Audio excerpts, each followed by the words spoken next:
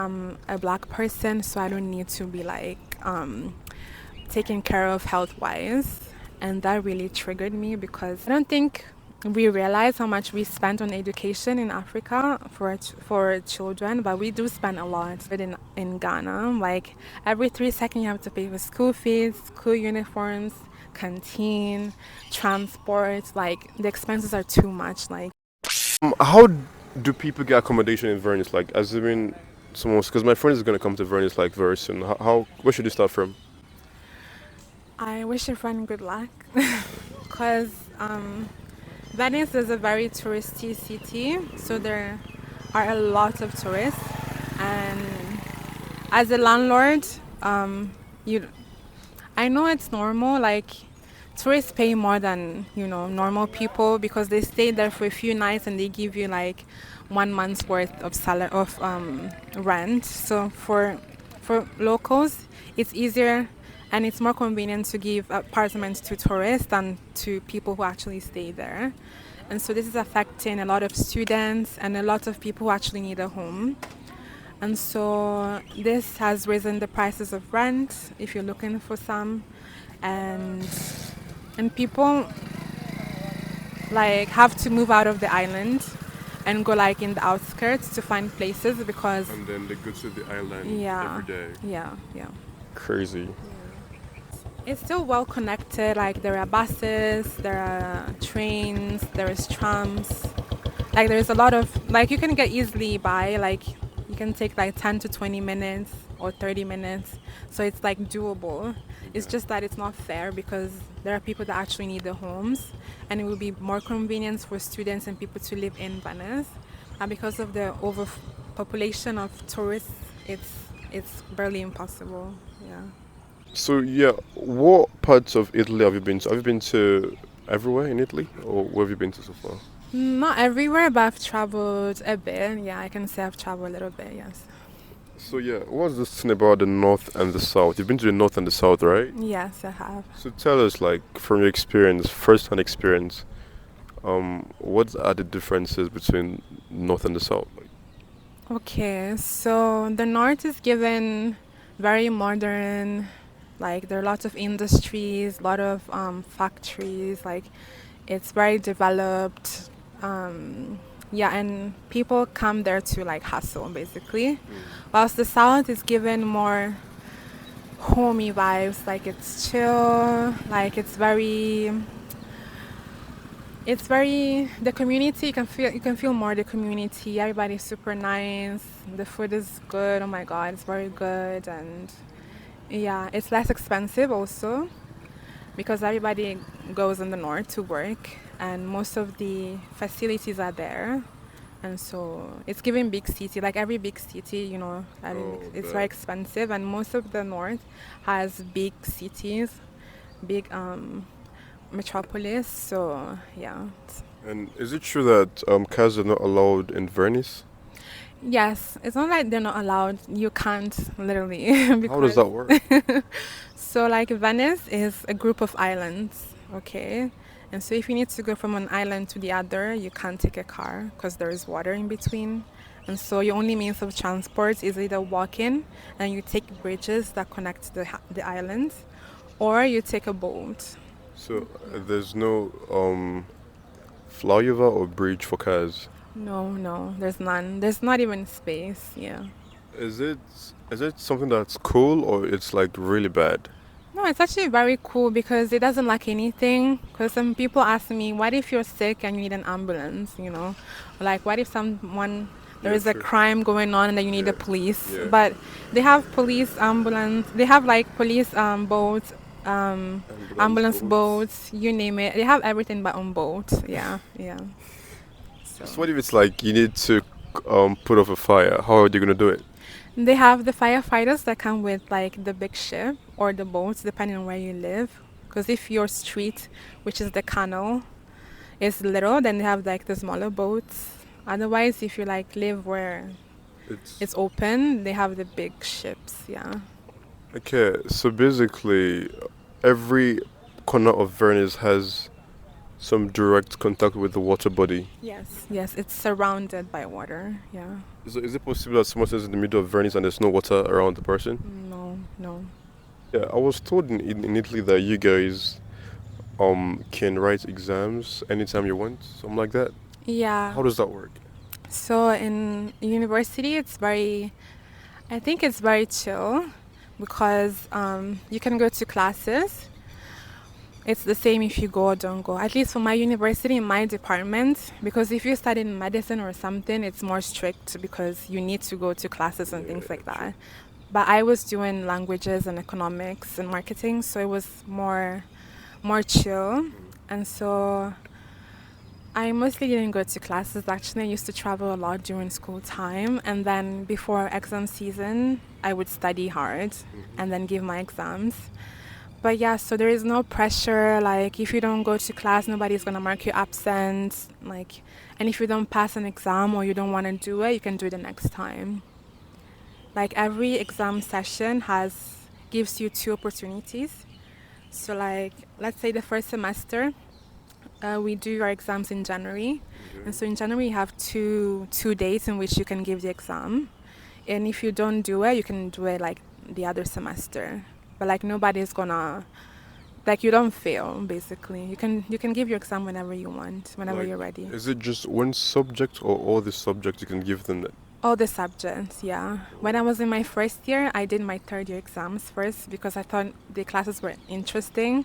And then it was a whole mixture. Nobody said anything. As long as you finish your curriculum, you're good. Yeah, Okay. yeah. But you have to finish in time, obviously, because if it's a bachelor, if you don't finish within 3 years, the fourth year you're gonna have to pay extra for the semester. Yeah. Okay. Otherwise, it's chill. So this thing of ECTS credit, how does it work? Like sometimes you're gonna say you need to get 18 ECTS by September. What does that mean? It's actually up to you. But then if you are applying for scholarships and things like that, they prefer that you take exams during the year because they want to know that you're taking your studying seriously. And so for my university, which I think is for every university, but I don't want to, giving false information. But for my university, it was 25 credits per year, which is basically 4 or 5 exams. Yeah. You need to write a minimum of 5 exams. Yes, yes. Depending on how many credits each exam has. Oh. Because I had in my Chinese exams, like my Chinese exams had 18 credits, so I could only take that exam and like another subject. I was good. But some exams have only 3 credits, some have 5, some have 6, so it really depends. Yeah. Yeah, that reminds me, you studied Chinese, right? Yeah. So like, what you doing with your bachelor's degree? You using it right now?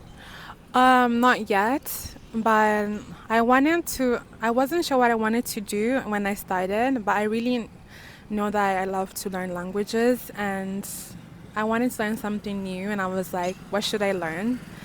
And then I was thinking China, is a force. Like China is really growing really fast. Literally everything is made in China, like literally. So I would definitely find a job when it comes to China. And so I was like, okay, I have more opportunities if I learn a language that will give me something in return. And so that's why I opted for China. But also I'm really into diplomatic relations. And so I was like, it doesn't hurt to know another language, when you deal with different countries. And so I was like, in both cases, it's a win. Yeah. So, yeah. So like, what are you doing right now? Like, are you using the language or you're forgetting it already?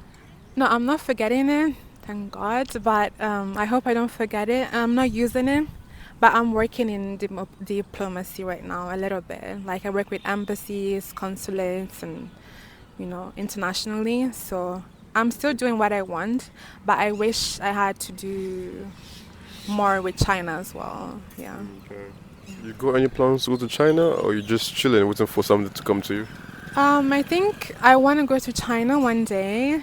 I have no exact date of when that will happen. First, I want to work a little bit, be more stable and all of that. Okay. And Yeah, really okay. yeah, and maybe I can even find a job that requires me to know Chinese, which would be wonderful. Just like I'm not rushing, like I'm living life as it comes. Yeah. Yeah, you said you like India very well. Like, do you like it to the extent where you like to stay back and live here? Live? I always tell my girlfriend that I want to live here because of the convenience, but I think it's because I see India through a tourist eyes, because everything is new, everything is Okay, amazing. okay, So I think I would need more time to understand how life really is before okay, deciding. But it looks like a livable city, actually. Yeah. okay. Yeah. To be fair, like the company I worked for opened a branch here in India, in Mumbai. And when they were like, "Who wants to go?" I was like, "I'm so ready to go and live in Mumbai. I want to work there." And so like, if the opportunity comes, I'm not gonna say no, because it's people are nice and it's actually nice. But yeah, I think it's too early for me to, you know, Okay. 100% be sure about, giving an answer basically. So talking about the people, like which city do you have nicer people? Is it in your country or in India? Definitely India, 100%. Like here, everybody's super sweet. Everybody is smiling at you. Everybody wants to talk to you. Sometimes it's overwhelming, Yeah. but I get it because they're not used to foreigners, Mm. and so like they're curious most of the time. But apart from that, I think people are actually genuinely nice. Whilst in Italy, and there is this culture of individuality, so everybody is on its own, and there is no sense of community that I've seen in India or in Africa and things like that, which is very sad because, like, it's nicer if you like, you know, if the community was more united. I think so. Yeah. So I think one of the frequently asked question is the issue of racism as a black person in Italy. And I don't know, growing up for you, do you remember any really crazy situation where you had experienced racism that kind of got to you? Okay, I think I've experienced racism as well, not as extreme as my peers, but I remember that I was once waiting I was at the doctor's office because I needed to book an appointment at the hospital, but I needed the doctor to write it down first so I could book it at the hospital. And so I was waiting, I'd been waiting for so long, and which is normal because usually it's always packed with older people because they have more health issues. And so at one point the old guy was like, "Why are you even here?" And he was saying that I was too young to be at the doctor's office, and also I'm a black person, so I don't need to be like taken care of health wise. And that really triggered me because the fact that I'm black doesn't mean that I'm a human being, and I need to be taken care of like health wise because we also get ill, we also have problems, like so yeah. Like, did he say that to mean that you have a stronger immune system compared to others? No, he meant it in a bad way. Oh my Yeah. god, from the tone of his voice, you could tell. Yes. Yeah. So, Yeah. like, how did you navigate that situation? Did you get depressed, or like, how did you go about that? Um. Actually, when these things happen, I'm always in a shock. So I don't really know what to do because, especially when it comes to older people, because I feel like they should have more sense of empathy. If it's a younger person, Yeah. whatever. But when you're old, you've lived life, you know that it hurts to talk like this to people. So I don't know what to say because I've been taught that we should respect our older ones as well, especially. But in those cases, what do you do? So I just like, did like this in my head and I was like, whatever. And then just mind my business. Yeah. Okay, cool. So yeah, so basically you've studied in Italy and you've studied in Ghana. So like, can you compare the education in both countries, and which do you think is more convenient and is better? Like the standards are quite better. What do you think? This is hard because both countries have pros and cons. So in Italy, I feel like the education system is good, but amongst Europe, I think it's one of the hardest because the education system is really based on theory. There's not much practical, so it's all about books, all about remembering things, all about memory. Like, it doesn't like you learn because you memorize most of the time. So they really value theory less than practical. And I believe that practical part has also like an importance when it comes to studying. And I think it's the fastest way for people to, comprehend and like Remember things. metabolize and remember things. And I think it's the thing that Italy is lacking. But apart from that, I really love the education system because it has a wide range of things that you can learn, and it's not limited, like it's endless. Okay. But it's convenient also because until high school, secondary high school, you basically don't pay anything. There's no such thing such as school fees that I really encountered in Ghana. Like every 3 seconds you have to pay for school fees, school uniforms, canteen, transport. Like the expenses are too much. In Like Ghana. if it was the same in Italy, I don't think children would go to school. Like it's a lot. Like it's very expensive. Like I don't think we realize how much we spend on education in Africa for children, but we do spend a lot, like a lot. It's crazy. Like Crazy, crazy.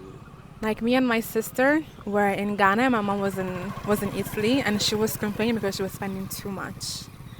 But like we were spending euros, okay, and it was like I don't know, 10 years ago. And euros could go a long way, but she was still complaining because every single time you have to pay for something, which is nuts. Like in my opinion. Yeah, you I, guys are not used to that. no, not at all. Like, because education, if possible, should be free. But I feel like, at least in Ghana, private education has higher. I More feel like, expensive? yeah, because I used to go to a private school, like an international Like, oh, school in Ghana, yeah? Ghana. Yeah, Okay. so it was very expensive. I didn't go to a public school. Okay. I don't know if I don't think they pay in public school, but you still have to pay for canteen, transport, blah blah Yeah. blah. But yeah, Okay. but I prefer the education system in Ghana. Like yeah, a lot. Like Okay. I don't remember in studying books night and day, but I learned much more and much quicker in Ghana and I had less difficulty. Maybe it's the teaching system. I don't know what it is, but it seemed very easy and very lighter. It didn't seem like a hard, like a chore. Yeah.